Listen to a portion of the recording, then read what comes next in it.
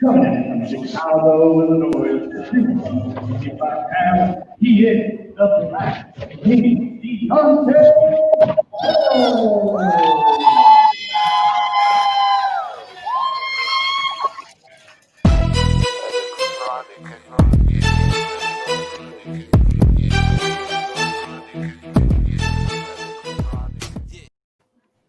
Hello, hello, hello, and welcome to the Ringside Hour with your boy Nilo, and of course our always amazing friend Mo. Mo, how you doing? I'm doing well. A little change up. I have no beard at the moment, um, but it's And good to be back for another episode of the Ringside Hour, and we have a special guest on today's show.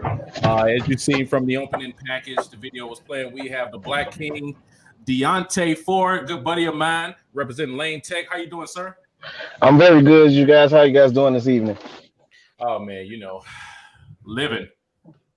all good for sure. Thank you, Deontay, for joining us here live. Guys, as always, please make sure you like and subscribe, hit that notification button, and then follow us at the Ringside Hour, hashtag TRH.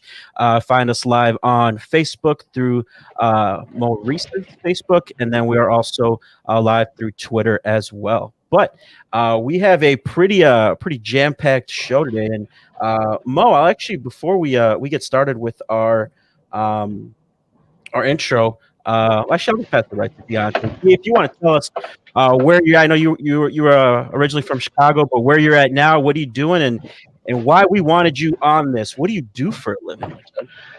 Okay, so I am born and raised in Chicago, west side of Chicago, Austin neighborhood. Went to Lane, like Maurice said, went to Lane Tech High School, class of 2007. Currently, right now, I'm living in Portland, Oregon. I've been here for the last 6 years. I've been here since about 2015 with a small 6-month hiatus back to Chicago. But I've been back here ever since the end of December 2016. And as of right now, what I'm doing for working, I'm a chef. I've been cooking since I was since I was a kid, really, since I was like 7. But professionally, I've been doing it since I was at Lane, since my junior year when I was 17. So that's pretty much my profession. I work on a food truck right now for it's a $1 billion tech company by the name of Reef Technology, based out of Miami, Florida.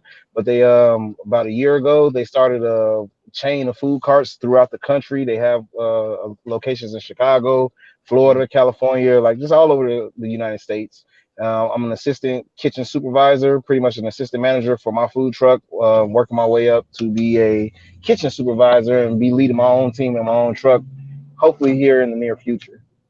Now, when we started off the show with the video, it was of you wrestling, the Black King. So tell us a little bit of how you got started in wrestling and how long you've been doing that.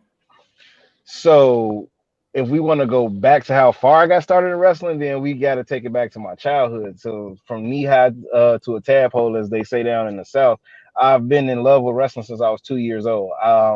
My first actual wrestling memory, though, was from going back to see the old, like what they would call a house show nowadays. It was a WCW house show. They used to run at an old sports arena on the south side of Chicago. My parents and my grandparents would take me. And my first memory was actually seeing Sting versus the Great Muta. And the reason why that stood out so much was because Muta came out on like a casket, and he had on like the mask and the whole garb and everything. And Sting was who's one of my like top 3 inspirations for being a pro wrestler, and why I wanted to be a pro wrestler. Was one of my favorites. I used to love Luger, and just growing up watching WCW and WWF, WWE at the time. And I always would tell people from the time that I could remember talking, I'm going to be a pro wrestler. People always try to steer me down different paths or try to say, no, that's not for you. And I always say, I'm going to do pro wrestling. As far as how I got involved, as far as how I got involved, as far as getting in the business, it was a very long journey, very long. I knew after high school, after Lane, I was a little lost, because high school was a very weird time for me as far as growing up and figuring out who I was, what I wanted to be, and what steps I wanted to take in life. But after I got out of high school, I looked around the Chicago area. WCPW, I don't know if you guys remember that. It used to come on like cable access television, channel like 25 or something, just basic like regular TV.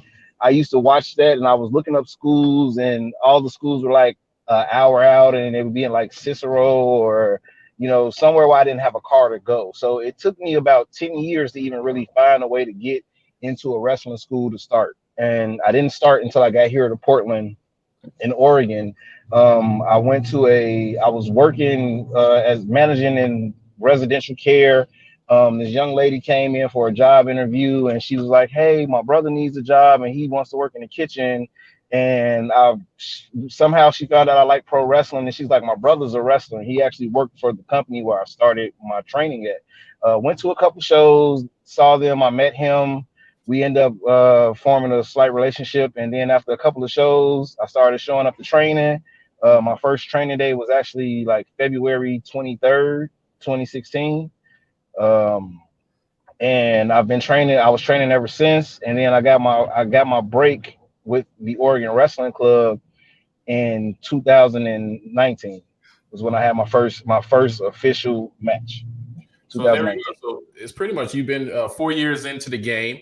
4 years plus into the game. I know you said, COVID put a little halt on that, but that goes back to where we wanted to get Deonte on this show because, we're now 4 episodes in, and you've been consistent with being vocal, with being active with all our shows and getting your feedback and questions in the comments. So with your background, we wanted to have you on for today's show, and I think we're gonna have a great show. We got a nice topic that we want to get into. And see if we can get some insight from you as well, Deonte, okay? Definitely appreciate that. Absolutely. So, thanks again, Deonte, for joining us. You're going to lend a good perspective based off of the topics that we have today from someone that's in the business, right? And you're going through professional wrestling right now, and it's also always great to have guests that are actually in the industry. But we'll go ahead and get started.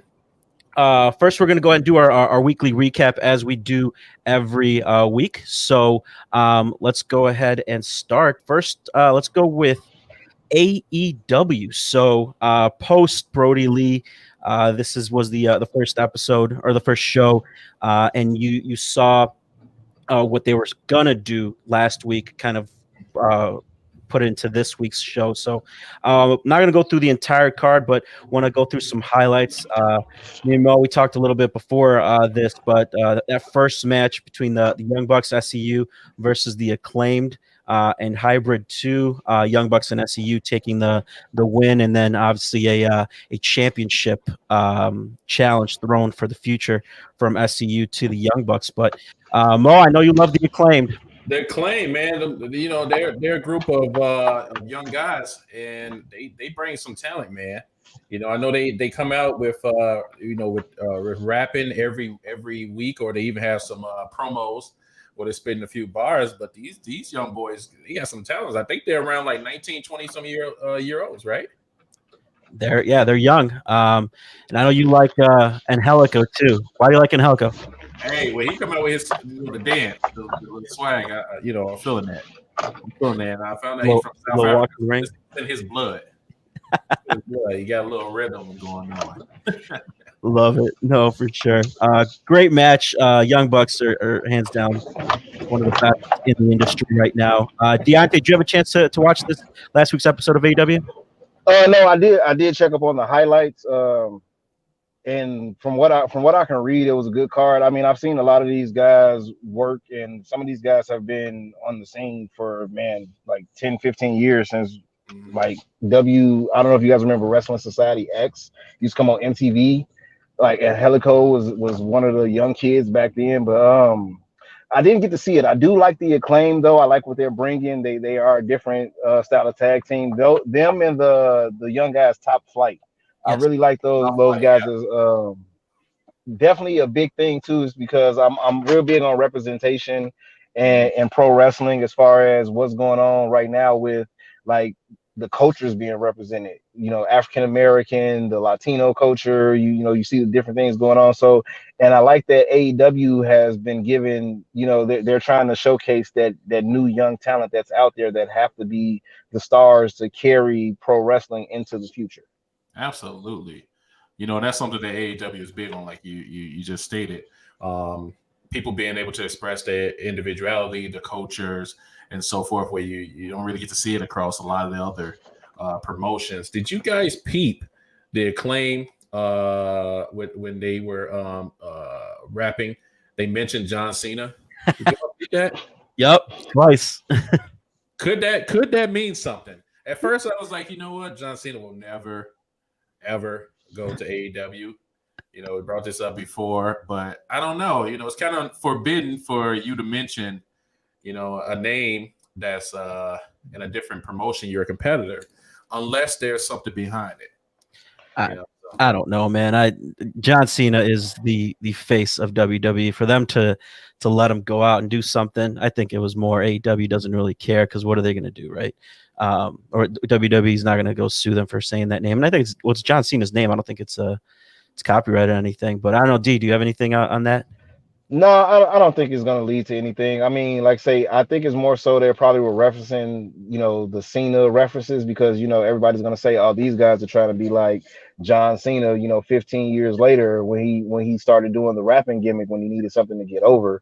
But John Cena's WWE through and through. He says that all the time. I mean, if Cena were to jump ship to AEW, that'd be like Hogan going to WCW back in like '94. Yep. Agreed. So it's possible. It can happen, you know. Like I say, you have to move hell and high water to have that happen. I mean, like hell would literally have to freeze over. You know, like that'll be like '94.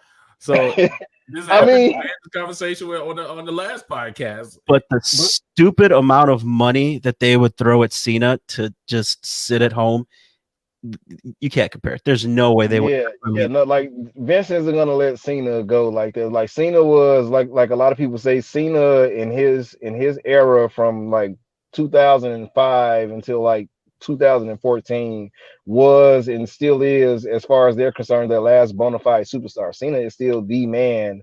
You know, like he can still make the needle move if he wanted to pop up right now and say, I want to go beat Ric Flair's record. I don't want to be tied at 16 world titles. I want number 17. You know, because for a long time we thought it was going to be Triple H, but Cena's like that guy. Vince isn't going to let him go. True. All right, let's keep going down the line here. Sting makes an appearance again. To me, this whole coming out every week is pointless. We talked about it last week, but it's just like literally came out there to help Darby Allin, shows up, plays his music, they stare at each other, and he leaves. Like, what's the point? It's weird that just the presence of Sting is enough to generate ratings. This is true. I think what it is. Plus, you know, Deonte, he's 60 years old, so you know he can't be sitting back there for too long. He got to walk out. You know? Exactly. And plus, I think what's going on with this Darby situation is like I met Darby once. Didn't really have an interaction with him, but he did work a card out here that I was doing security for a few years ago. But I think what they're doing is they're trying to, like, Darby is the Sting for this generation, and I think they're trying to do a slow burn to it, and it's going to build up into some type of cinematic match where Sting and Darby's going to take on Team Taz, and maybe Cody's going to be in there, and it'd be like a 6-man thing or whatever. But yeah, like Maurice said, Sting he's still that type of name for like TNT, where he has that buzz to where he could just come out and, you know, like I say, I do agree with Nilo, it does get repetitive, but that was the same thing that they had him do during the NWO angle when, you know, he first started becoming the Crow Sting, and he just come out and point the bat at people, and, you know, and that's all he did, and like that was like the biggest pop of the whole night, you know. Well, do you think with it being more so like a passing of the torch to Darby, with being a new age Sting, do you think it's going to end with a match between those two, some sort of cinematic match? Like, do you guys think that'll probably what it will end up being? I can see that happening. I think this like if we want to talk what is reminiscent of, if you watch the last like what people call the dying year of WCW between like 2000, they were running an angle where Sting went against Vampiro, and I can kind of see what they were trying to do, like have Vampiro. He had his name in Mexico.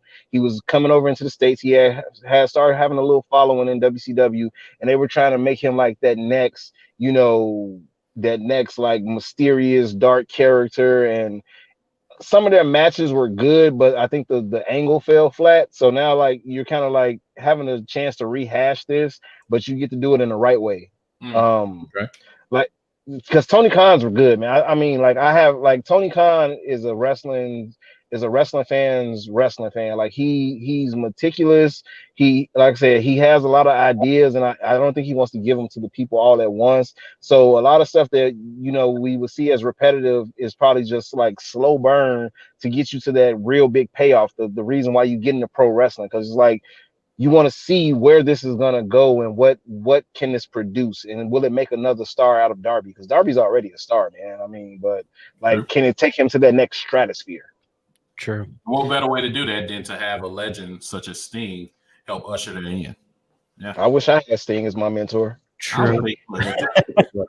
I'm just glad they didn't have Tony Schiavone out there again doing a Sting. How does it feel to be here back on TNT for the 8th time? So yeah, it's the same as it was last week, Tony. Great. You spoke about Cody a little bit. So Cody ended the night with a match versus Matt Sydal, who was Evan Bourne back in WWE/F. So good match, but I want to talk about Snoop at the end. And D, I want your perspective from 1 to 10. What would you give Snoop's interpretation of the frog splash? You went off the turnbuckle. You jumped off the turnbuckle before. So I actually have great the Snoop's. Dude, I've done more than jumped off a turnbuckle. I actually jumped off a ladder. Here we go. Like I said, when I say my first year of wrestling, I got to do a lot. I got to check a lot off that list when you're like, oh man, I got to do this as a wrestler. When you're sitting there fantasizing about it. Yeah, I got to do a lot of stuff. But Snoop Splash was on a scale of 1 to 10. I had to give Snoop like a 7, man, like a solid 7, because I'm not gonna lie, the first time I went to do a splash off the top rope, I did the exact same thing. I came down feet first, and you're supposed to stretch out, spread out, hit the splash. And it's more so one of the things is like when you get up on that top rope, it's like I have a fear of heights, but when I get up there in the ring, it's like it goes away, and it's like, okay, you can do this, but like when you're up there though, it looks way more like a longer way down than what you think. So your first process, like mentally, is to like try to land on your feet so you don't hurt yourself, and you don't, what I'm saying? But you can actually hurt yourself more trying to land on your feet if you land the wrong way. But I gotta give Snoop a 7, man. And you can tell Snoop was definitely seeing that perspective that from when he was up there, because it's as if like he was judging, like, okay, now you got to move him a little bit closer. He was hesitant. Then the right legs, just shaking, and then he went for it. I don't even know if he was wearing knee pad. It doesn't even look like it. I don't think that's another thing. You don't want to bust those knees up, man. You got to remember Snoop, man. Snoop's like a twig, bro. I know. It snapped like that. Exactly. Like you like the wrong bump, and Snoop's broken in half, literally, man. No, that's why I love we have you here on D, because my rating for him was a 2, but now that you said it, you're right. He's not a pro wrestler, and he'll break something if he comes down hard. So you're right. Right. I will say Snoop Dogg probably went farther than any other celebrity on wrestling that I've seen. Most of them would do like a clothesline, a punch here and there. You don't see many going off the top rope. So I get Snoop for taking that that risk. I applaud him, but I mean, not to throw it out there, but Pat McAfee, I'm sorry, his 2 matches in NXT last year kind of I remember the first, like we weren't around for Mr. T versus Roddy Piper at the WrestleManias and all that, but the first WrestleMania I remember a superstar wrestling at was Lawrence Taylor against Bam Bam Bigelow. Oh yeah, you're right. Yeah, he did a Yeah. It was the main event of WrestleMania, not 12, because 12 was Brett and Sean. I believe it was WrestleMania 11. It was It was a boxing match, Lawrence. right? Yeah. No, it was a legit wrestling Oh, match, was it and a real Lawrence match? Taylor.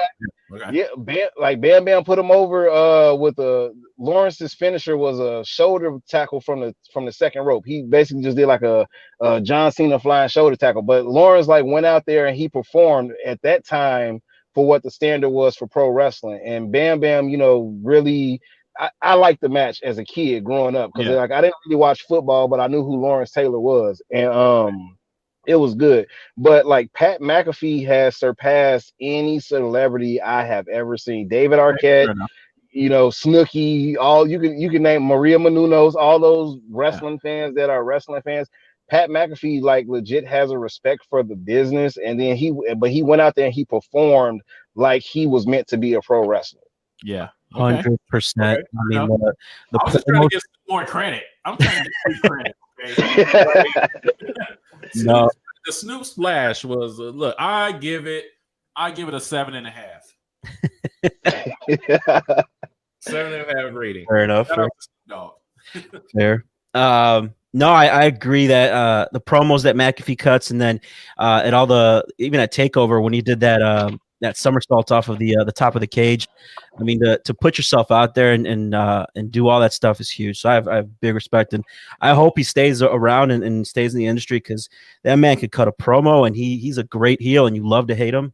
And it's good, but good transition over to NXT. So we had NXT New Year's Evil last week.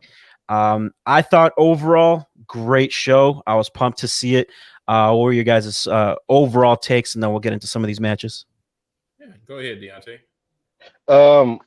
So I always love, like, since I was able to get into NXT, I've always loved the direction that Triple H takes it. He always has his, like I say, he's another wrestling mind that, like I say, fortunately has been in the business for as long as he's been in the business and has been a fan since forever. So he knows how to craft his stories. And I do like a lot of where some of the stories are going. Like I know they're slowly going to build to that Karrion Kross going after Finn Balor back for the title. And I do love Karrion Kross. Just a monster, and Damian Priest, he's one of my favorites. I didn't get to see a lot of them as Punishment Martinez and ROH, but I had heard his name a lot, and when I could see clips, like he's very talented. There's rumors of him going up to the main roster here pretty soon, which would be interesting to see what they can do with him. Hopefully he doesn't go the Keith Lee route. Maurice doesn't like that, but like where they what my biggest gripe is about WWE is like they take the NXT guys who have established characters and then they change them where they can't be themselves, and it forces them to. But why are they doing that? Because Vince touches whatever Vince touches turns to crap now. It doesn't turn. It withers away when Vince touches it. Like what I've learned, and from like I don't know how much of the network you guys watch. Like I don't even just go to watch matches anymore. Like I watch the documentaries. I watch a lot of the stuff where like say we weren't able to back in the day get behind the veil of wrestling. And from what I can see about Vince's mindset as far as what he does with the people on the main roster when they come, is he's trying to get that character work. And I think I said this on one of your other podcasts, Mo. Is he's trying to see the level of character work. It's like going to an acting class. It's like they want to see if you can make people laugh, if you can make people cry, because the whole thing of pro wrestling is it's the story. Like, and this is what we learn. It's something I learned training. It's like you can do a million moves in the match, but people are only going to remember the last move you did. But if you can draw the fans in, if you can get that emotion from the fans, the same reason that I fell into pro wrestling, if they can get that emotion out of me, that I can get that emotion out of the people, then I have a star on my hands. Like say, you're looking for that Stone Cold, he's looking for that Rock, he's looking for that Cena. And Deonte, they had the fans drawn in with their character that they had in NXT. I mean, people love Keith Lee from when he was in NXT and what we were starting to see when NXT was, dabbling into the Survivor Series, and we saw what Keith Lee, what he was able to do. Plus, I mean, a lot of other talents. So it's like why are you trying to reinvent the wheel if it's already running? It's already working. Why are you trying to change up things and try to I don't know, bring out a different character? And you already have something that works. Well, the thing behind that is you still got to look at it like this. Since WWE, when Vince made the WWE a publicly traded company, and then they won the Monday Night Wars, and you basically effectively got rid of WCW. The casual fan and the casual consumer of pro wrestling, they changed. Like I remember in high school, I didn't talk to a lot of you guys about wrestling, but I used to talk to Eshak a lot about wrestling, and he was like one of the main people that I talked about, and one of the people that actually knew I liked wrestling. But other than that, I didn't talk to a lot of people about wrestling because like when we were teenagers, it wasn't cool. It was getting away from being cool to be a wrestling fan because there was no DX, there was no NWO, there was no, you couldn't say too sweet, you wasn't going around telling people to suck it. So when that happened, you lost a lot of the casual fans. So now in this different age where you might have the diehard wrestling fan like me, you, and Nilo, who goes and we watch NXT and we see these guys come up from the independents, you have to do it for the non-casual fan who doesn't come to watch wrestling all the time. So now I have to present this person. They might not have seen the bask in his glory Keith Lee. So now I got to present Keith Lee in this way to this person to see if I can draw in a new crowd. It's always about, it's something that Jericho says. It's about evolving who you are as a character. It's about changing it up because you never want to be, you don't want to get stale to the people. So they're not confident in what was developed in NXT to try to carry it over to the main roster. That's pretty much what Vince is pretty much saying. No, I wouldn't say that because some people have been able to carry over, like Matt Riddle. He's been able to carry over the bro thing, but like now when he's going around, like they got him doing this like the bro nuts with the donuts, like he's trying to get more comedy out of Matt Riddle. Like Vince sees, you gotta remember Vince has been doing this since his dad was, you know, owner of the WWF when it was the WWF. His grandfather owned it before then. So Vince has been around the business since he was a kid. Same with like Stephanie and Shane. So Vince has an eye that we don't have. So we as a person, as consumers, we fall in love with what's presented in front of us. So the slightest bit of change is like, okay, I don't want that. It's like saying, oh, I got cherry Coke and then I got vanilla Coke. You got your fans for vanilla, you got your fans for cherry, but then you got your people in the middle who just want regular Coke. It's like, no, I have to give you different flavors to the people. And then once I can make it and see what flavors you have to be like well-rounded. Like if I have like, it's like Roman. Roman is like one of their bona fide stars, right? He was just big muscle shield dude. I'm the enforcer. Then they started bringing out the character, and we all know that when they were writing his promos, they were pretty trash. The suffering succotash incident and all that. But look how much with his heel turn, he's become the well-rounded, all-around guy that they're looking for. He's the star. He can be in movies right now. He can carry the company. He's on red carpets. He's doing everything that the company is looking for. So he's representing Vince on a whole nother level outside of just his character work. But when he gets to television, you're stuck to that TV watching the tribal chief.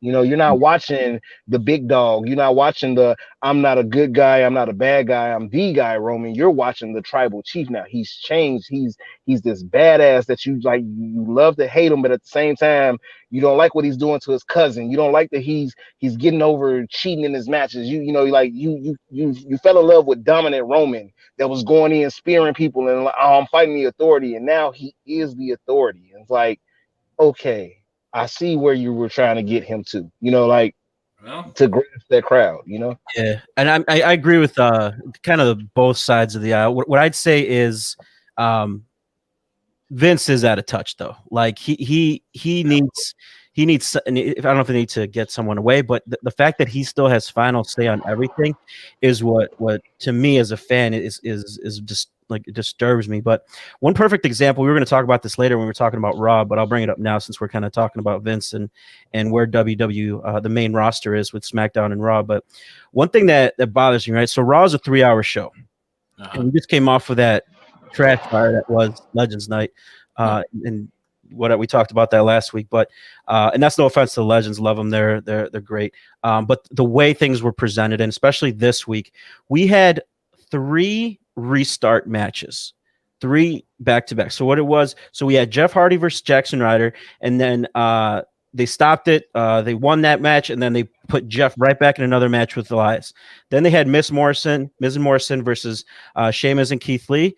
That match ended, and then they had Sheamus versus Keith Lee out of nowhere. Then they had the Bobby Lashley versus Riddle. Riddle loses the match, and then they start a new match with MVP. It's like you have these total, what is that? Eight total talents on the roster, yet you have unused talent on across both shows that can't get 5 minutes on the show aside from being just demolished against other opponents, right? Yeah. So let's talk about, we have Cesaro, we had Murphy, we have Tucker and Otis, who are split up for who knows what reason, because Otis isn't even doing anything. You got Ruby Riott, you got Chad Gable, you got Andrade, you got Angel Garza. Angel Garza's in back giving flowers away. That's a waste of talent. You got Tozawa running around for a 24/7 title. Humberto Carrillo, haven't seen him anywhere. Nikki Cross, Peyton Royce. You got Ricochet not doing anything. And then, of course, you have the best stable in WWF right now. Which one is it, Mo? Retribution. You got those guys over there just that's where my frustration comes in, is you have so much talent, so many different feuds and things you can do, yet a whole episode of Raw is wasted by 3 hours back to back to back matches within the same thing. So that's where I think there needs to be some type of writing needs. They've tried, because they've gone through so many writers, and that's where I think Vince is out of touch, and he thinks what worked back then can work now. And I agree 100% with your point, Deonte, in terms of Roman Reigns. He is the best thing in wrestling to me right now across AEW and WWF, everywhere, right? But look how it took him to get to that point. Serious? So many years, and we're sitting here talking about now where he could have been turned heel ages ago, and that's where they can't develop new stars, and that's what Triple H is trying to do in NXT. But now in WWF, WWE, they come to the main roster, and it's like, all right, well, we'll just have you chase for that 24/7 championship. Well, I'm going to say, D'Lo, that is definitely debatable, because I do not think and feel Roman is the greatest thing happening. Yeah. This storyline, you don't think so? What's better? He's for WWE, yes, for WWE. But the greatest thing happening right now for pro wrestling is the Kenny Omega. Definitely. The AEW, Impact, and all that collaboration. Like, that's the biggest thing happening right now. 2 versus 1. Come on. No, I can completely agree with that. Like, I the minute I saw that happen, when it was like, okay, Don Callis, like I was staying on like dirt sheet sites. Shout out to WrestleZone.com. I use that website as far as like my dirt sheet goes, because they're pretty reliable. But the minute I saw the whole Don Callis and Kenny Omega thing, I was like, they're gonna start trying to branch together companies. And what I mean by that is, like, if back in wrestling, when they used to have the territories, back when Vince was just in the Northeast and New York area, Connecticut, then you had, like I say, out here in the Pacific Northwest, you had wrestling. Then in Texas, you had the Von Erichs down there, and you had Mid-South and Tennessee, when wrestling was like the biggest thing, like bigger than baseball.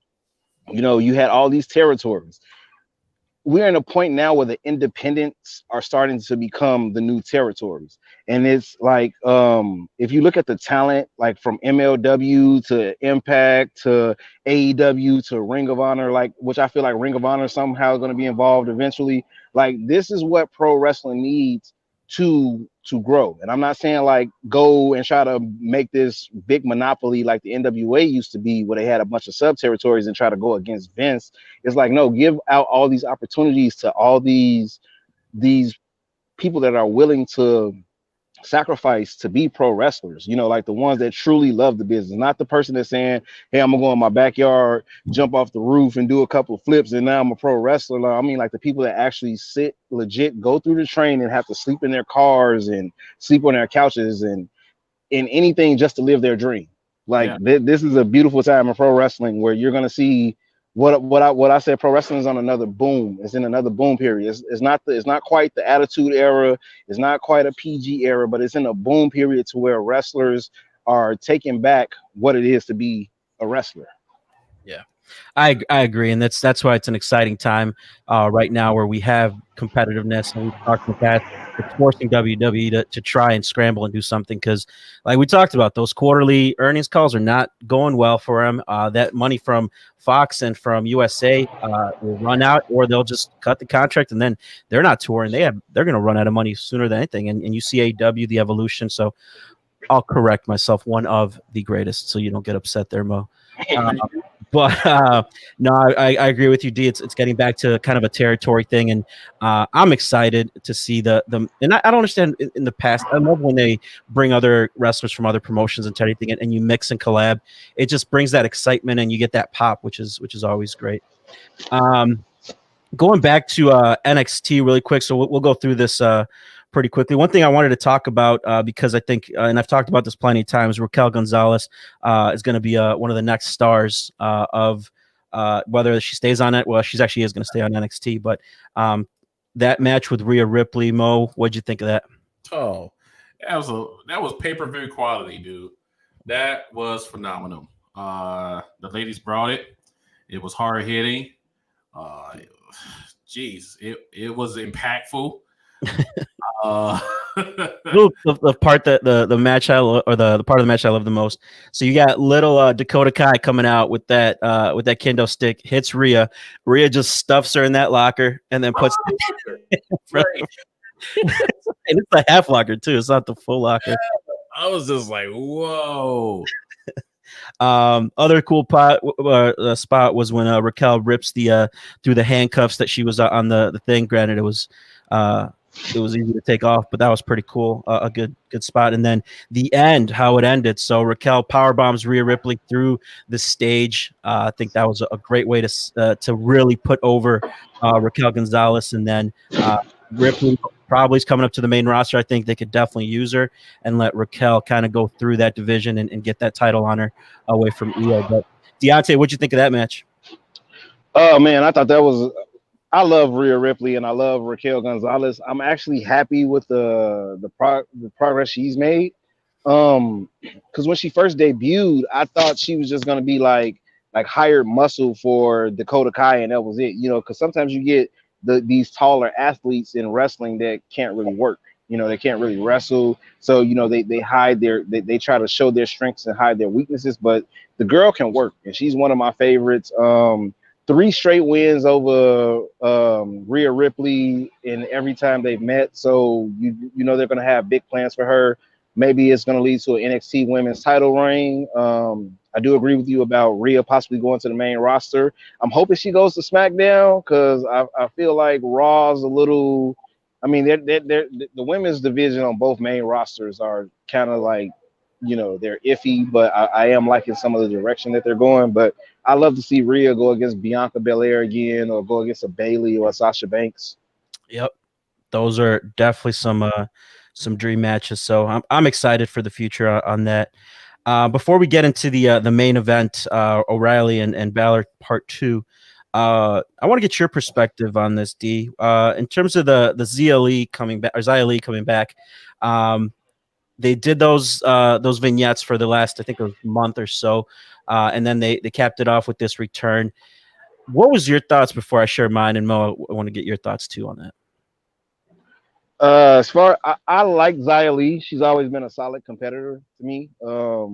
I didn't know what they were doing at first when they kind of had, because you know she's been on like this 50-50 thing where she wins some matches, then she loses some matches. But then when you started kind of going back into looking at when they first started, is you know she was losing matches to like Candice LeRae, and then they had to lose to like Kaden Carter, and you know she started being hard on herself. You're like, where are they going with this? And then you know the vignettes and the trainings. I feel like they're creating a newer stable. Maybe you know with this NXT India thing they're trying to do is going to lead to NXT Asia eventually. But I feel like they're going to try to build her up to be a major player in the women's division. Like that goes back to the thing I was saying about character. You know, it's like you have a solid worker, but the fans can get behind a little bit, but they're not truly behind her all the way. So now you have to give the fans a reason to care about her. So what are we going to do? We take her, we're going to take Boa, who he's had a couple matches on NXT. They were pretty decent, but then, you know, he was pretty much in obscurity. You hadn't seen him for like almost a year. And now you're giving people a reason to care about him. Why should we care about these people? What are they going to do? Now they've been going through this hard training. They've been getting their asses kicked every week. She's been kicking Boa's ass. Whatever's been going on, it's this mysterious person in the cloak. Where's this going? And then she comes back and she dominates this girl last week. And I thought it was beautiful, you know, because it gives you a reason to be like, okay, I want to see where they're going to take her now. Where is she going to go? And what is this going to lead to? You know, and I'm just going to piggyback off of that. Deonte, I completely agree with everything you said. You know,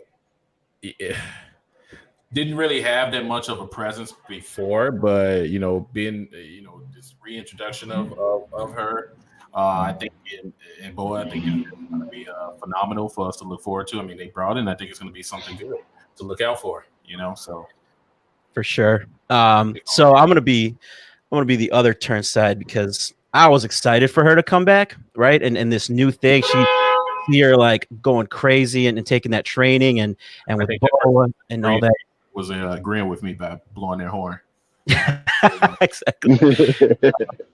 And I liked it, but then you have this. They put her on that stage, and I'm sorry, but I don't think that return delivered. Like, she looked nervous. Even in the ring, she looked a little bit out of sorts. She missed a couple spots. Even the ending when she roundhoused I forget her name. I apologize, but just dropped it, and then she stopped for a pose and then looked and was like, oh crap, I got to cover her. Now I got to cover her and go through. I don't know if it's just nerves on her end, but I'm hopeful that it kind of wears out those nerves and we get her to be that top superstar, because based off those vignettes, and she's a great worker in itself. I think she can be great, but I feel like this new debut didn't deliver. Even the entrance, if they're going to have her do all the kicks and all that stuff every single time, again, she didn't look comfortable when she was doing it. And I'm hopeful that the nerves kind of get out. I think it would have been cool. And again, maybe to your point, D, they're creating a new stable. But I think it would have been cool if she was that one that was like sitting on that throne. Kind of looks like the girl from The Ring with the hair all over or whatever. But if that's going to be something new, cool. I just think they need to work out the kinks and don't try to do too much with it. So I like where they're going. That would be my opinion, though. I could agree with that. I think too, to what you were saying about her looking nervous. Now, what you got to remember is, like, say, the emotional thing. So what I've noticed through Xia Li's work is some of her matches, she has, you know, there are some mishaps and some sidestep moments. But what if this was all a part of that story? You know, like, say, you just went through this grueling training. Now you got your master sitting there on the top of the stage watching you, and you know these eyes are on you, these piercing eyes. That this silent figure, whoever this is, this is supposed to be like, you know, scary. This is dominance. This is powerful. I don't know who this person is, but I have to go out here and I have to perform. What if that was a part of that story, and then it's going to lead to something down the line where it's like, okay, you keep messing up in these matches and we already took you out. What if we're going to start disciplining you in front of the camera? You know, like, that's what I'm saying. So like, it might be by design that she did that. Okay. That's why I love that you're on here, D, because that's another perspective. I didn't think of it that way, but that would make sense, right? You're nervous because you're not trying to disappoint, or you know the consequences if you do disappoint in terms of going back into that grueling training. But yeah, again, I'm hopeful that they improve it, or that we see the payout here with her towards the end. But and I think she's one of the few, if not the first, natural Chinese wrestlers that they have in WWE, even from a female perspective, because most of them are Japanese. You might be right, but which is also cool to see that. But all right, for the sake of time, let's go through the main event. So I'll open it up to you, Mo, first. What'd you think of Balor O'Reilly too? Kyle O'Reilly. Man, them guys, I don't know if they are trying to kill each other or they want to break their bones or what, but man, they be bringing some hard-hitting matches. Like, they're phenomenal in ring. They're great. Like, don't hurt yourself. You know, we talked about this before on the other podcast. Like, they injured themselves first go around, and this time seemed like they was trying to top that. I mean, it wasn't as good as the first one, but it was still. I mean, it was a phenomenal. It was a phenomenal match.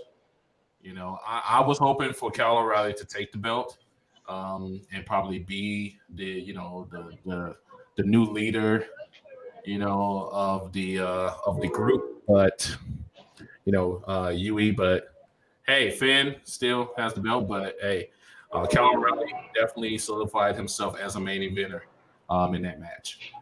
True. D, what were your thoughts? I love the match. I love their first one from Takeover 31. So I already knew like they were gonna over deliver with the expectations of this match. And Kyle O'Reilly, like I said, I heard a lot about Kyle O'Reilly, and when I first like really went and took a glimpse at him was like a few years ago, and I was watching some of like his skits with him and Bobby Fish in Ring of Honor when they were tag champs, and then he was the world champ. Like Kyle O'Reilly is legit that guy. Yeah. Kyle. Yes. Mm-hmm. Okay. Kyle O'Reilly is legit that dude. For sure. I agree. Thank you. Sorry. Just I was picking something up, but yeah, like I say, he's that guy. I do agree with Mo. I kind of wish there would have been a title change at this point, but I feel like it's gonna lead to like at least one more encounter between Kyle O'Reilly where he's gonna get that big win over Balor and possibly bring the title home to the UE. But I do see it being the precursor to like Karrion Kross murdering Kyle and taking the title back. Yeah, true. It's either going to be a match between O'Reilly. Between Balor and Karrion Kross. That would be a phenomenal match too. But all right, let's go to our topic, and I want to hear your perspective because I think it's a unique perspective to talk about with you, Dion, since you're kind of in the industry and you can feel it from a pro wrestler's perspective, and you've obviously been around pro wrestlers and you can kind of hear what their thoughts are. But I want to talk about the WWE restrictions on talent. And what I mean by that is recently WWE's put a restriction on what talent can do outside of the ring, right? So we're talking a bunch of these guys have Twitches where they have some stuff. They have some of them have a couple have OnlyFans, but and it's for pictures. Zelina Vega definitely. Okay. Zelina Vega has, but it's appropriate. It's not anything crazy. Some of them also were doing that Cameo application, and WWE basically said, you're from doing any of that stuff, and that's according to them. They want to protect the brand, and they don't want the wrestlers doing any other stuff. So they were told to not do it. And unofficially, I mean, I don't know the real reason for it. It was speculated that's the reason why Zelina left or was asked to leave or whatever. Paige had some thoughts about it. She made a video regarding all of this, and you saw a bunch of wrestlers take their stuff off. Right? What are your thoughts, considering these guys are independent contractors, and we're now telling them they can't do things, but they're independent contractors, and we won't let them, or there's no union or anything like that. And we'll get into the union thing in a little bit, but just your overall thoughts on that. D, I'll open up to you first. You're in So as a kid and like amongst most of my friends and and the consensus has always been when you grow up, if you want to be a pro wrestler, WWE is the place to go. Like I said, this whole thing with the restrictions, like I said, they are publicly traded companies, so I can kind of get it. But when you truly look at it, and like from my standpoint and from some of my friends' standpoints, it makes us not want to try to go to events. It makes us, what they call the big time. Because for me, and I hope this analogy comes across well, because the way I've always said it, it's like being a slave. And when I say that is because when the whole story came out about them getting on them about Twitch and the OnlyFans accounts and all those other streaming services where they were making money outside of the company, Vince kind of came and said, okay, well, what we're gonna do is we're gonna monopolize this. We're gonna take contracts with the same companies that you guys are making money on, because this is a way for us to make money again. And then we're just gonna give you money on top of, which is coming out of your downside guaranteed money. It comes out of your salary already, which is like, well, basically you're telling me Like it's like the equivalent of working a regular job. If you're working a 9 to 5 and you're working your way up trying to become a supervisor, and they say, hey, well, you're right there becoming a supervisor, but to get to that extra little hump, we need you to do X, Y, and Z, and then you still don't get there.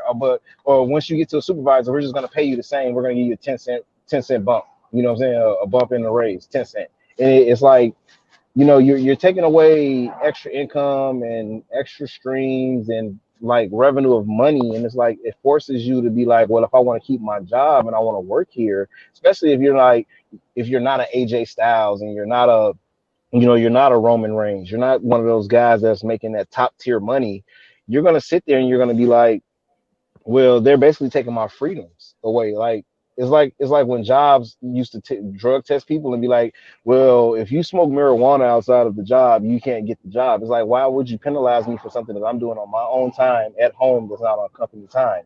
Why am I getting penalized for this? You also got to look at that they're independent contractors is what they're labeled. Exactly. Why is the company putting so many harsh restrictions on independent contractors who have to pay for their own healthcare, who have to pay for their own travel and hotel arrangements, amongst other things, that's coming out of their pay with WWE because they're independent contractors. But then I'm not able to work or be on TV or generate more revenue for myself because of a pandemic. So now I'm trying to utilize other platforms to generate some income, and now you want to try to take over that and own my name. But like, okay, you want to take it sounds like modern day slavery, right? Yeah, there you go. That's what I mean by that. So that's why I say I wanted to make sure that the reference comes across, the right way when I say it. It's like modern day slavery. Basically, I own you, I own your name, and like now some people who like Samoa Joe, AJ Styles, whose names have been their names since forever, I'm pretty sure they have it worked out in their contracts where they, their name is theirs, but they lease it out to the WWE for a certain amount of time or while they're under contract, stuff like that. But it's like those other guys that you make into a name, like you made Dominic Dijakovic, you made him T-Bar because I want to be able to brand T-Bar and do this. But when T-Bar goes online, it has to be under T-Bar. Everything that I do has to be work. And this is what I was probably doing for some, for some relaxation. I like to just post pictures because selfies are healthy type situation, like.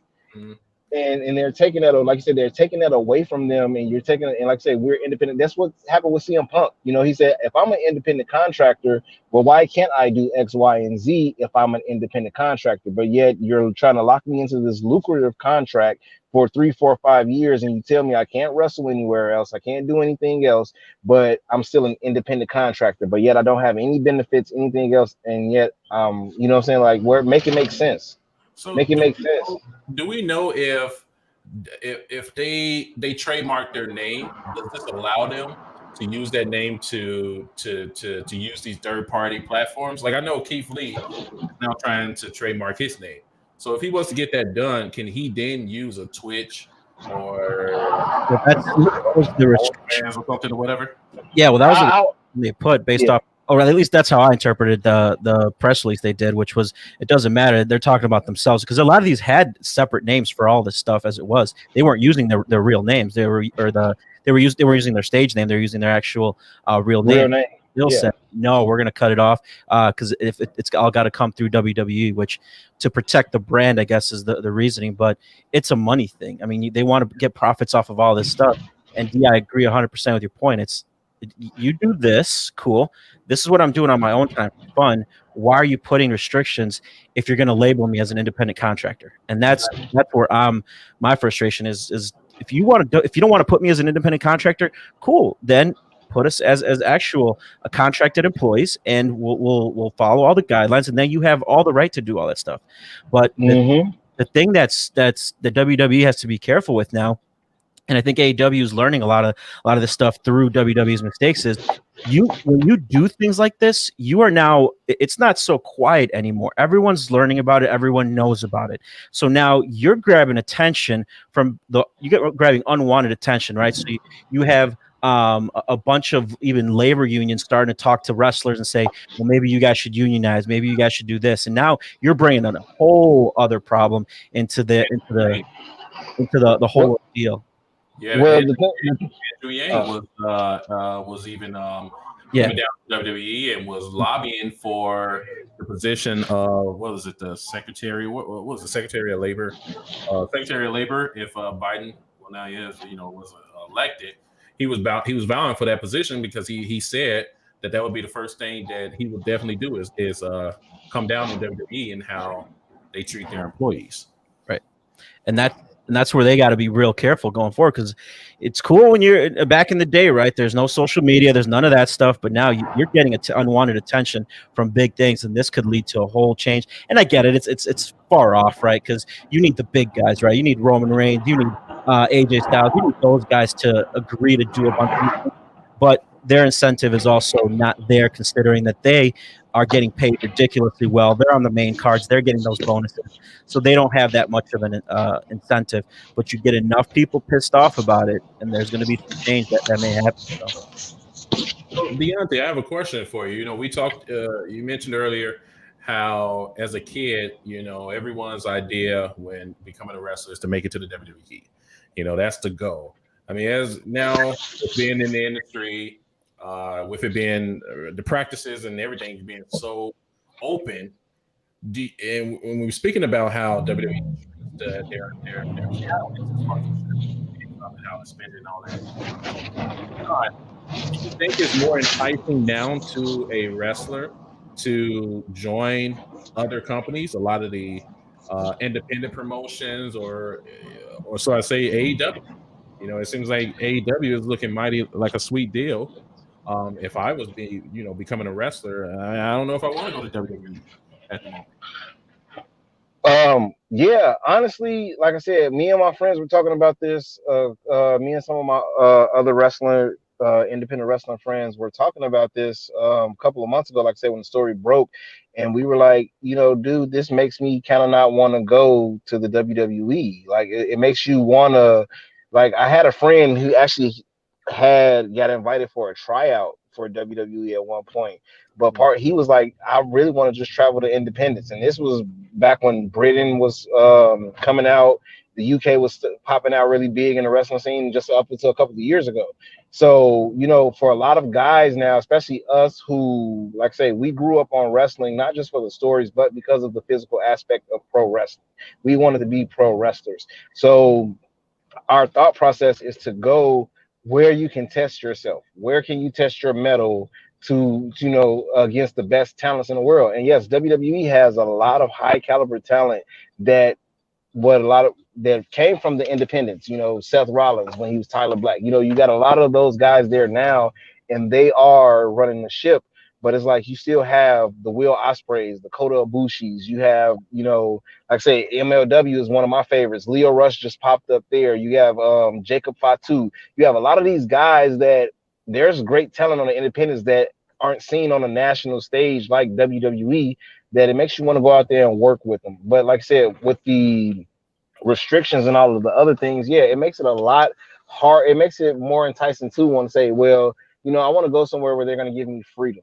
Like AEW, what they did for Brody Lee, John Huber, like just that whole aspect of them driving home that we're a family, what they did for his son and everything. Like that's an enticing thing to somebody like me who I have children. I have a stepdaughter who's 7, and then I just had my newborn daughter, my first child, who just turned 2 months over the weekend. Like that's something where I look at and it's like, okay, if I want to build my name and build my brand, where can I go that's going to give me that time that I want to spend with my daughter if I need to take that time, or what's going to be that company that's going to help me be able to build my wealth and build my name and status where I can take care of my family, and who's going to take care of me for being a performer for their company. Because at the end of the day, like I'm still a worker working for somebody. I'm still wrestling for a promotion, to where you're helping me build my brand to get myself out there, but I'm also helping you build your brand up. And if I'm a type of person where if I build my brand up and I'm coming in with a name already, and you have a name and I have a name and we're going to do business together, this is how Brock Lesnar gets over. Like Brock, this is why Brock is the man, because he has a brand outside of Vince, you know, and he gets the money that he wants because of how he carries himself in business. And Vince isn't gonna go to Brock and tell him you can't go tweet, you can't have OnlyFans. Brock will probably kill him, you know. So First of all, Brock should not have an OnlyFans. Like,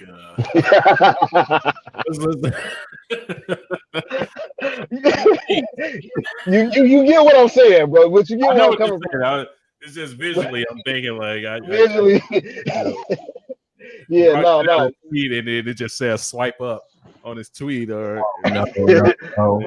Brock and Sable have a OnlyFans account. Come join the couples therapy sessions. No.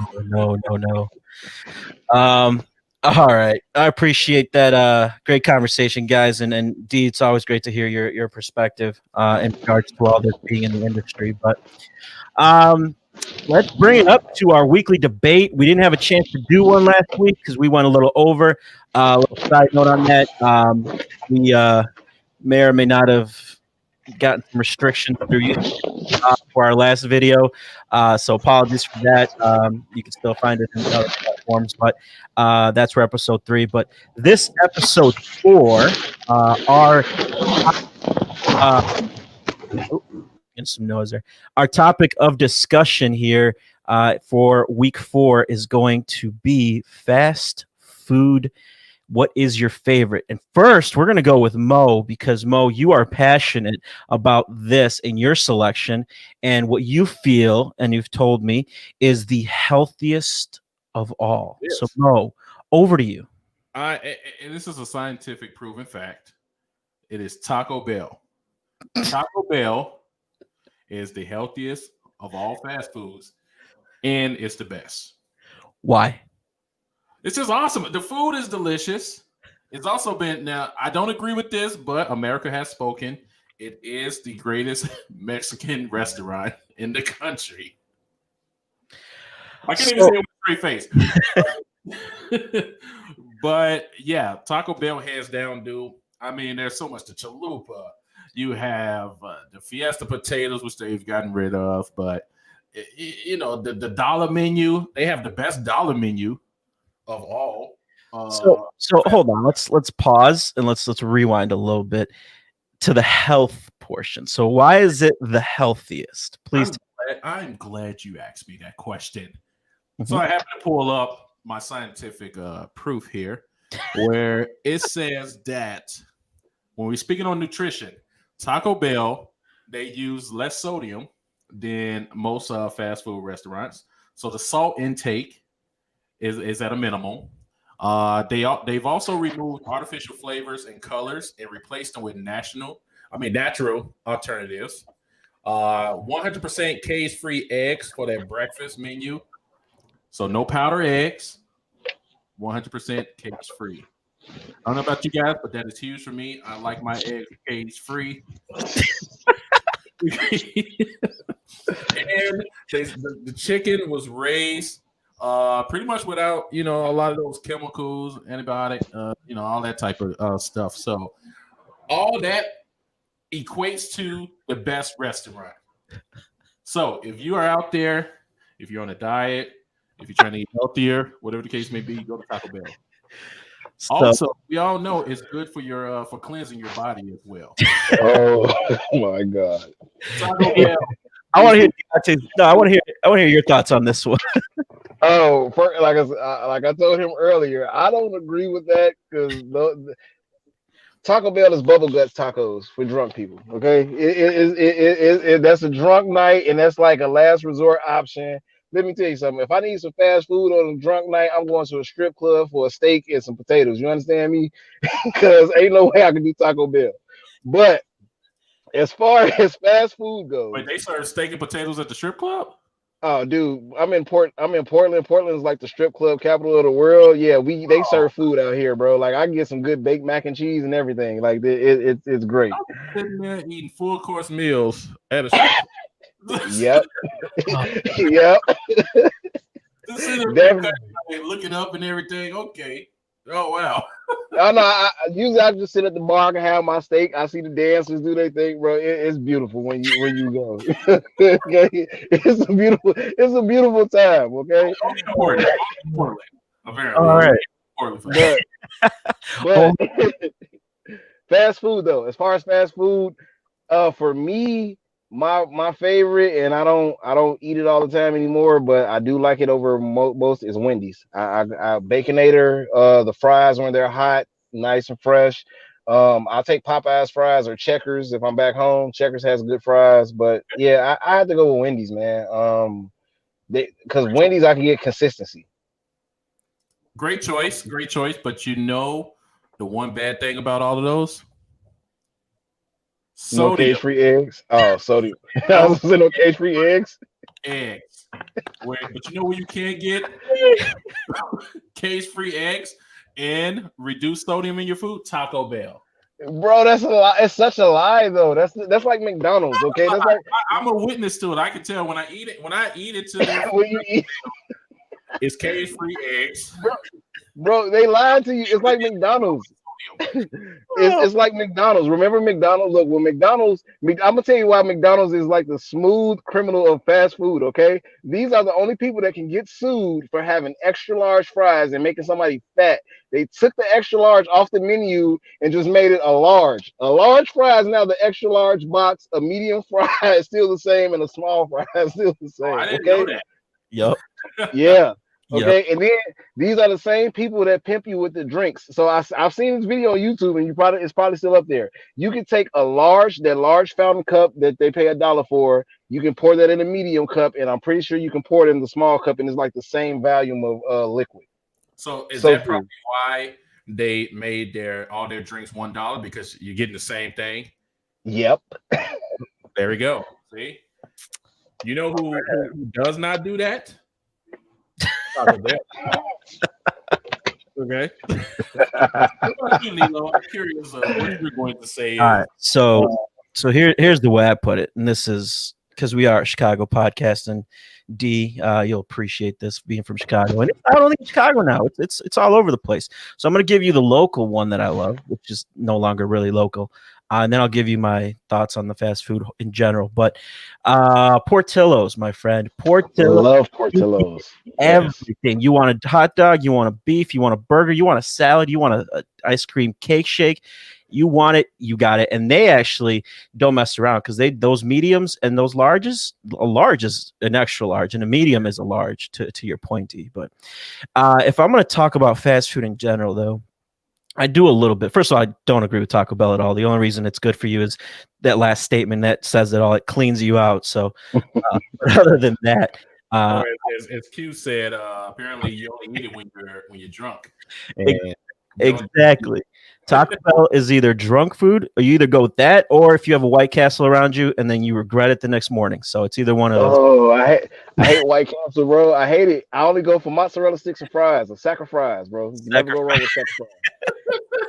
You never go wrong with a sack of fries and mozzarella sticks. Some chicken rings. But other than that, nope, no sliders, bro. No sliders. That's why they're called sliders, because they slide right through you. But yep.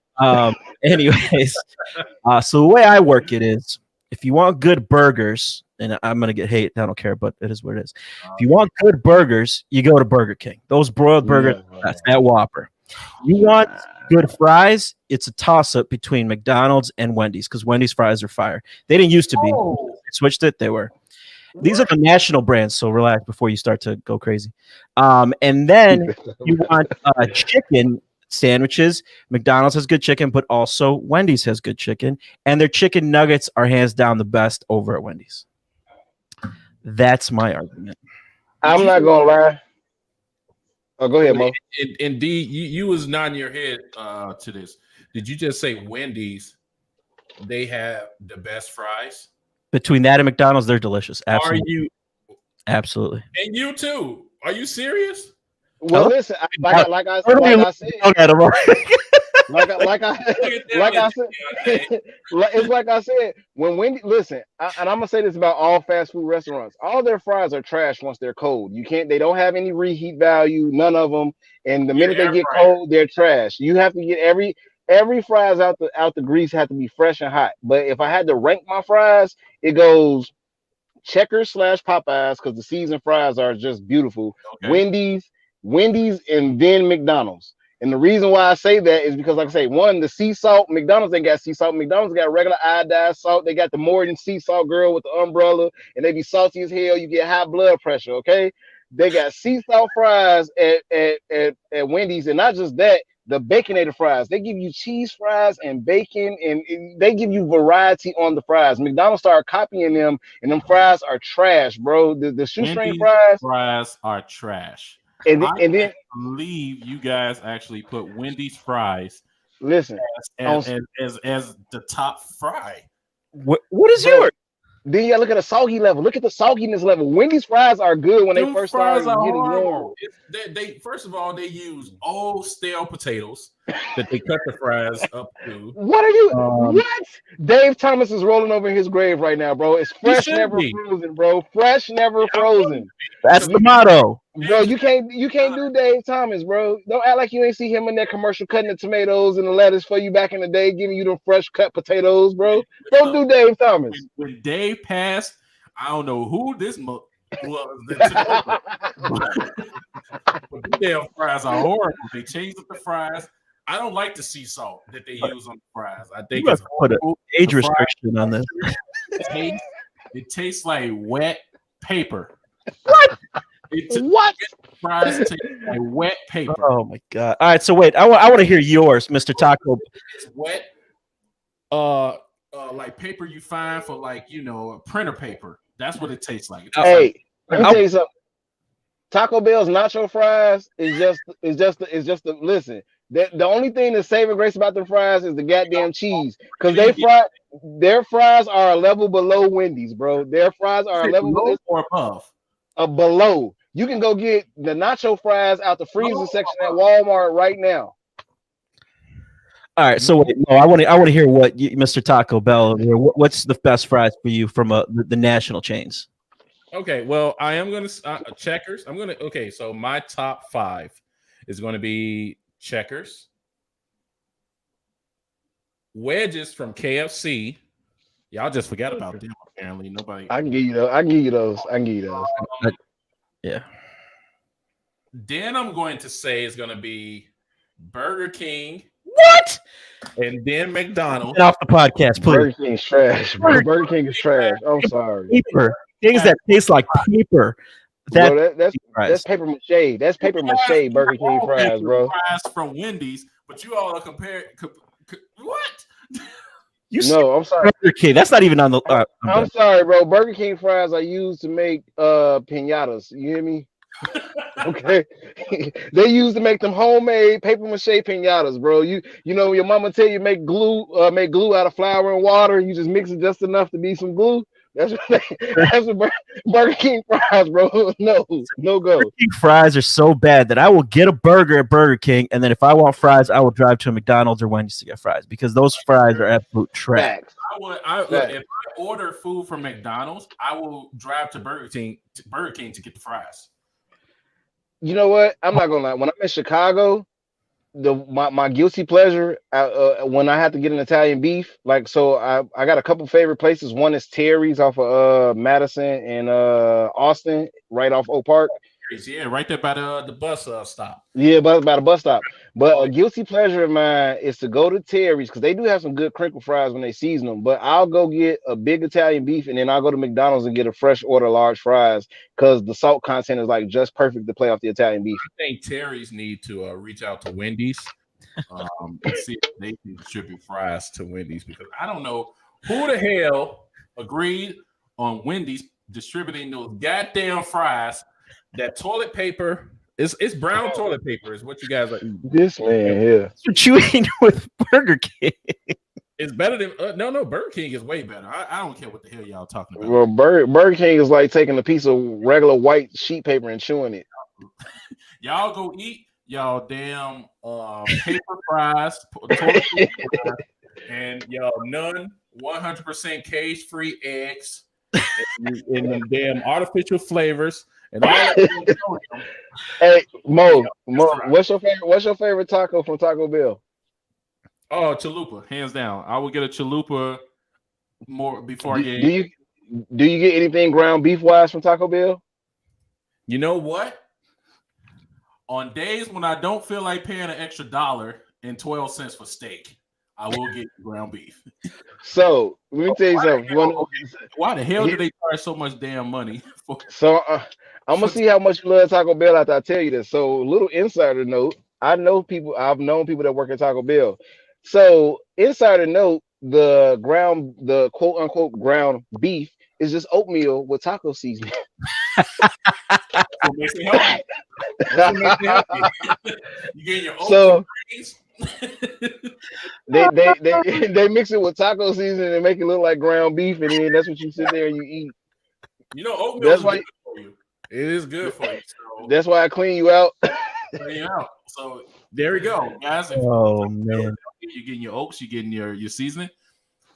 Bro, I can just eat some grits, bro. I'd rather eat grits. I was like, oatmeal don't do it for me. I need grits, bro. Throw a little bit of cheese in there. As we start to wind down here, guys, we'll stay on the Taco Bell since it's absolute trash, but we'll talk about it in honor of you, Mo. We had this question on our very first episode, and we promised we'd get to it, so we're gonna get back to it. What is Mo, and then D? What's your $5 box? What does it contain? And here's the thing: for the $5 box, let's make it a $5 box from your restaurant that you love, your favorite restaurant. You can create your own $5. I just did with mine. No, do the Taco Bell one, and then we'll do the favorite restaurant. How about that? You guys just pretty much shitted on Taco Bell. And then you just shit it out.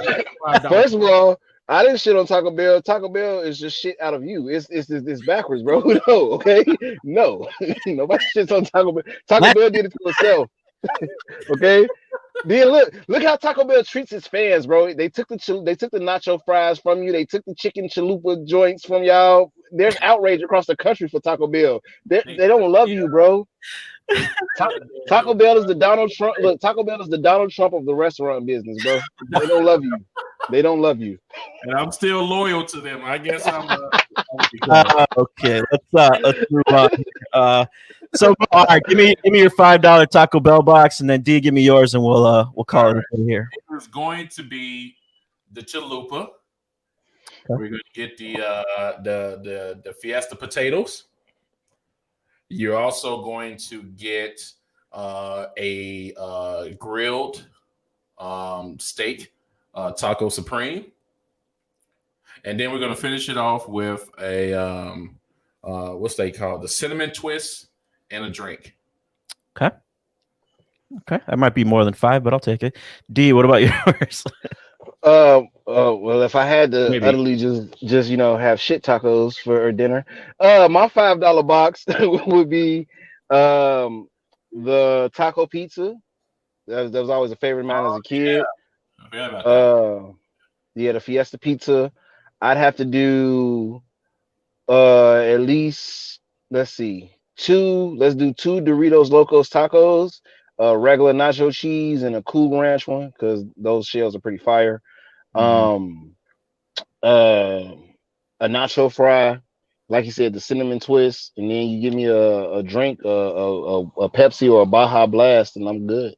Let me tell you, I never knew there was so many damn Mountain Dews out there until I went to Taco Bell and all those damn flavors that they have.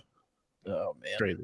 All right, so mine would be, since you guys are going well over $5, I'll go over $5. So you put the only good thing at Taco Bell, which is the cheesy gordita crunches. You put 2 of those in there. You put a beefy cheese and bean burrito in there, the cinnamon twist for sure, and then you get the pink lemonade. That's the meal.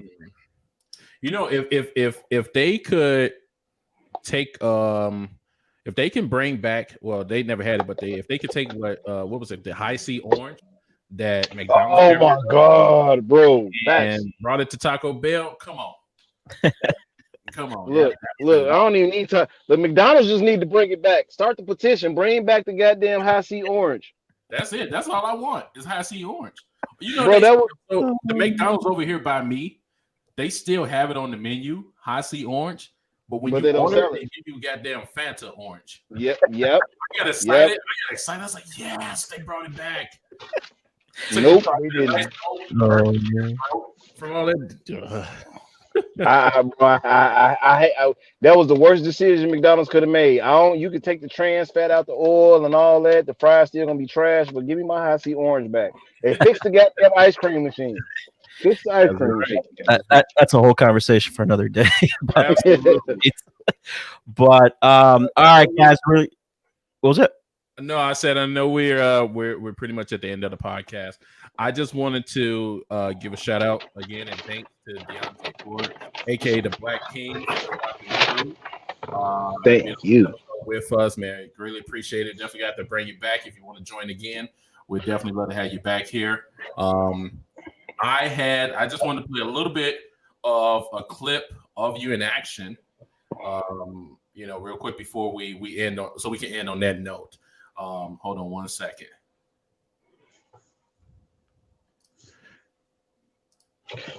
Excuse me.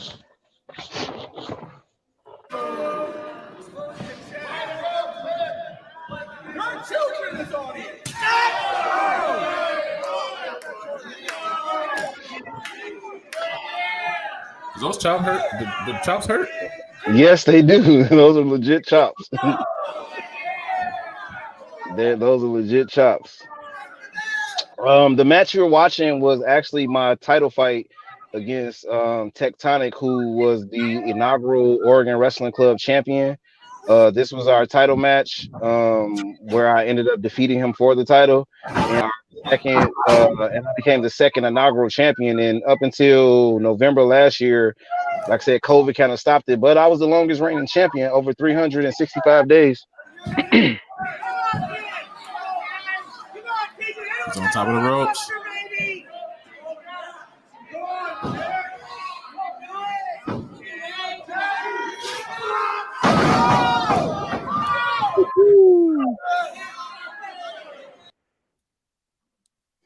That was awesome. Yeah. Like I said, Mo, you're muted. Your mic's muted, Mo. Oh, not anymore. It is. Yeah. No, I just wanted to share that real quick.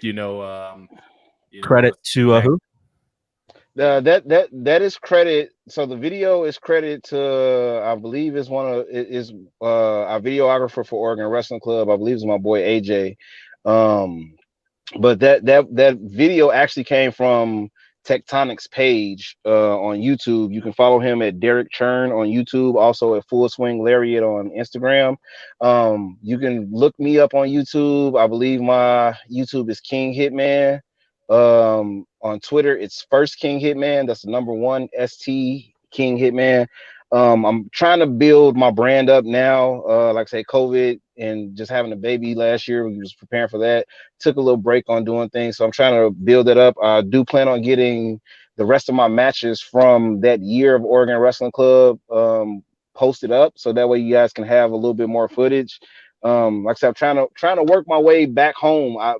One of my biggest goals before I say I'm done with wrestling is to wrestle at home in the Wrestling Chicago. If you guys know any independent promotions, any promoters, send them my way, send them to my Facebook Messenger. Because like I say, my goal is to be like the next Dwayne Johnson of professional wrestling. Hey. I want to electrify crowds. I want to be able to be like what I said earlier, that crossover guy. I want to be that next superstar, because I always felt like I was here to entertain people, and pro wrestling is like my biggest love and one of the best ways I know to do it. And that's my goal. Absolutely. Thank you, D. Really appreciate you coming on. Best of luck to you. And yes, please follow D. And then yes, credit to that video. We don't own any of it. Just want to make sure we put that out there. But no, guys, really appreciate it. Great conversation, great topics. We will be back next week on Wednesday. Typically, we try to come on now around 7 or 8 p.m. Just take a look at our Twitter or Mo. He usually puts some stuff out on his Facebook regarding the time we come on.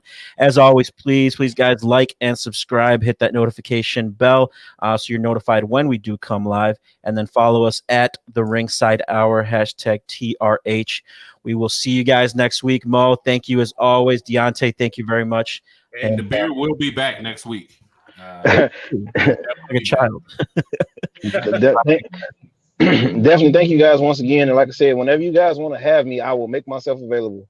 Absolutely. We definitely want to have you back.